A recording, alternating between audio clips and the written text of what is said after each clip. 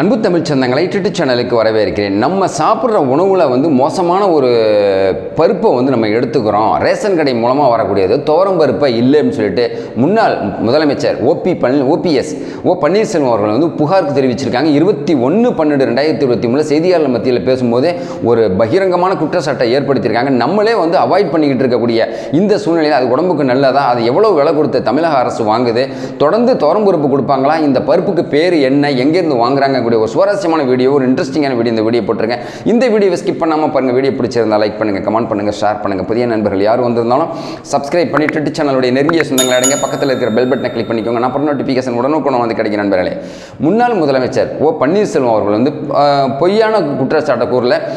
அதாவது அஇஅதிமுக அரசு இருக்கும்போது துவரம் பருப்பு, உளுந்து, பாமாயில், மசாலா பொருட்கள்லாம் நாங்கள் ரேஷன் கடை மூலமாக கொடுத்தோம்.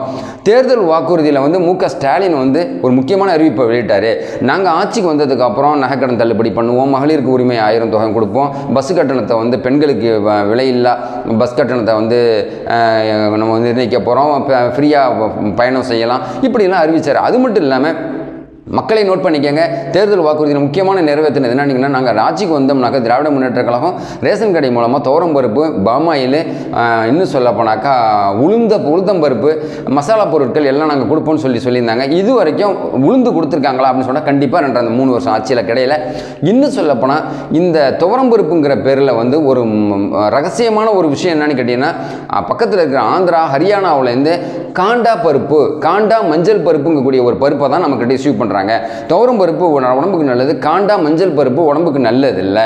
இந்த பருப்பை 120 ரூபாய்க்கு கொடுத்து அங்கேருந்து வாங்கிட்டு நம்மகிட்ட 30 ரூபாய்க்கு விற்கிறாங்க. இப்போ எப்படி தமிழக அரசுக்கு லாபம் வரும், நஷ்டம் ஏற்படாமல் என்ன செய்யும்? 1 லட்சம் கோடிக்கு மேலே தமிழ்நாடு அரசு நஷ்டத்தில் போய் இருக்குது அப்படின்னு சொல்லிட்டு முன்னாள் முதலமைச்சர் அதாவது பன்னீர்செல்வம் அவர்கள் ஒரு காட்டமான ஒரு செய்தியை இன்னைக்கு வெளியிட்டிருக்கிறாங்க. இதன் அடிப்படையில் சர்க்கரை உளுந்து எல்லாமே நாட்டு சர்க்கரை கொடுக்க போகிறதாகவும் சொல்லியிருந்தாங்க. இப்போ எதுவுமே அவங்க கொடுக்கல அப்படின்னு சொல்லிட்டு ஒரு கம்ப்ளைண்ட்டும் பண்ணியிருக்கிறார்.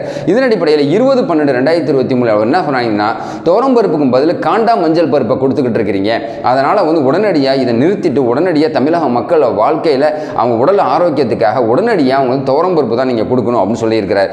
நம்ம சாப்பிட்றது நிச்சயமாக ரொம்ப பேருக்கு தெரியாது துவரம் பருப்பா காண்டா மஞ்சள் பருப்பான்னு சொல்லிட்டு. இது ஹோட்டல் வரைக்கும் வந்துடுச்சு, மசாலா வடை வரைக்கும் வந்துடுச்சு. நம்ம சாப்பிட்ற பொருளில் ஒரு டேஸ்ட்டே இல்லாமல் ஒரு வித்தியாசம் நம்ம பார்க்க முடியுது.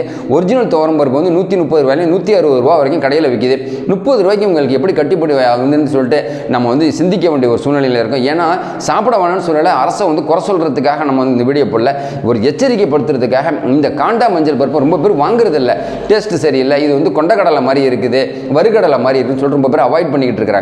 ஸோ இதை அவாய்ட் பண்ணுறதுனால நம்ம உடம்புக்கும் நல்லதாங்கிற சொல்லிட்டு மருத்துவ நிபுணர்கள் தான் ஒரு முயற்சி பண்ணி தமிழக அரசு மருத்துவத்துறை அதாவது வச்சிருக்கக்கூடிய மா சுப்பிரமணியன் அவர்கள், மக்கள் நல்வாழ்வுத்துறை அமைச்சர், இதையே ஒரு ஆராய்ச்சி பண்ணி ஒரு நல்ல ஒரு முடிவை கொடுத்து தமிழக மக்களுக்கு ஒரிஜினல் துவரம் பருப்பையும் நல்ல உளுந்து இதெல்லாம் கொடுக்கணும்னு சொல்லிட்டு தமிழக மக்களின் சார்பாக யூடியூப் சேனல் மூலமாக ஒரு கோரிக்கை வச்சிருக்கிறோம்.